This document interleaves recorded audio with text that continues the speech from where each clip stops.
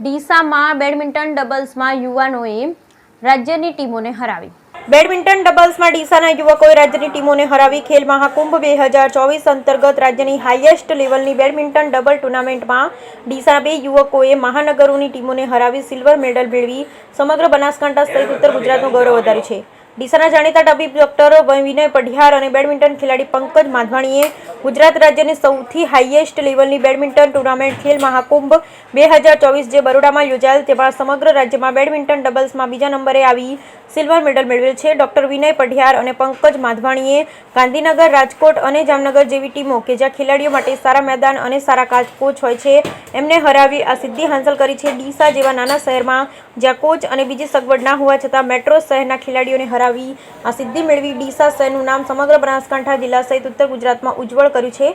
બંને જોડીને Deesa sports club, Deesa sport academy સહિત રમતગમત સંસ્થાઓએ અભિનંદન પાઠવ્યા। Bureau report, Barthakdi, Deesa, Banaskantha.